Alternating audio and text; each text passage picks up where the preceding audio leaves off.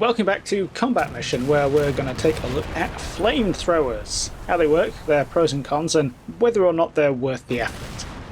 Specifically, we're dealing with flamethrowers in the World War II titles, i.e. weapons that project a burning stream of jellied fuel, not thermobaric weapons like the Soviet RPO Shmel, which are referred to as flamethrowers in Russian. Flamethrowers are one of those weapons that does pretty much exactly what it says on the tin. They throw flame.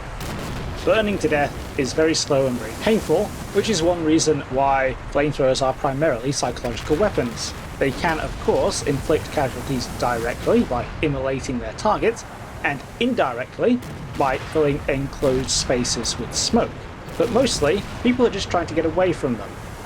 Flamethrowers in Combat Mission fire a stream of burning material at their target. This has an arcing trajectory and it splashes down to give an area of effect.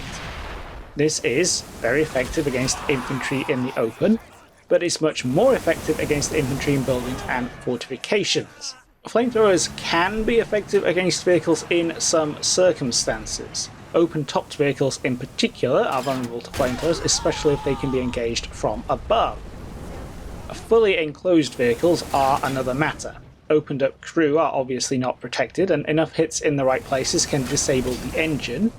But the chances of achieving this while the enemy is free to retaliate are slim. They do still have a significant psychological effect though. Vehicles that get flamed suffer a lot of suppression and quickly drop through morale states. Obviously, being trapped in a metal box full of burning fuel is the kind of tanker's nightmare that throwing burning fuel onto their metal box will invoke.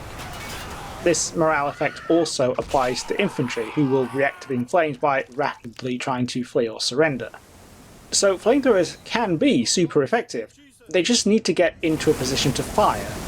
Because they rely on projecting a liquid or gel, flamethrowers are naturally very short-ranged. In Combat Mission, infantry flamethrowers can generally only reach out to about 30 meters. Vehicle-mounted flamethrowers are longer range, but the best max out at about 90 meters and most can't get that far. This gives us two key problems. First, that flamethrowers are always going to be outranged by whatever they're trying to burn, and second, that they're also outranged by other friendly assets that can do the same job, even if they can't do them to the same level of effectiveness. If we think about a typical use case for a flamethrower, like tackling an enemy bunker, we have to find ways to get much closer than other units equipped with conventional firearms. That's by no means impossible, but well-sited bunkers shouldn't have any obvious terrain to exploit. Smoke is always an option, as is suppressive fire. The problem with both of these is that they're not only less than perfectly reliable, but closing a greater distance means they need to be sustained for longer. It's much easier and less risky to deal with typical flamethrower targets using high explosives, whether that's from tanks, self-propelled guns, or infantry anti-tank weapons. These might not be as effective as flamethrowers, but they are infinitely more common, and their longer ranges make them much easier to use.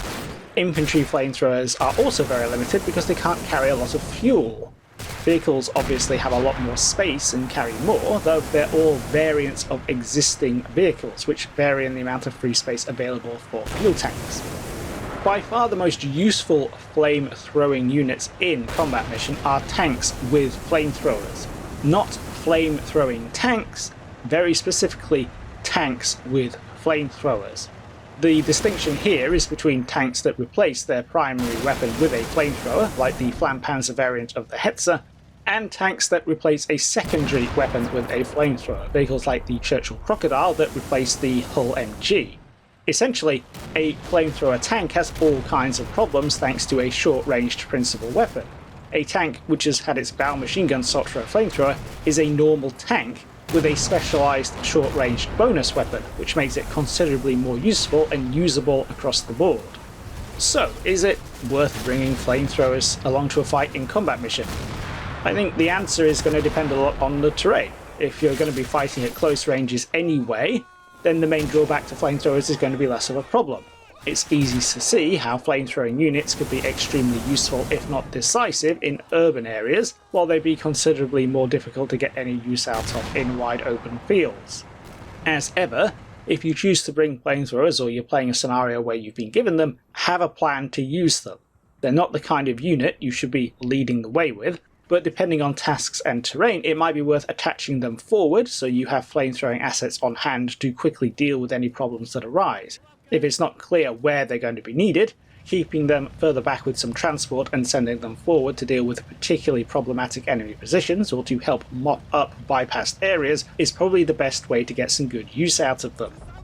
Overall though, flamethrowers are fundamentally limited weapons. They can be effective in the right circumstances, but their short ranges make it difficult to bring them to bear. It's worth bearing in mind that nobody really uses them anymore and that there are good reasons for that. This is one of those weapons where the less you expect, the less you're going to be disappointed.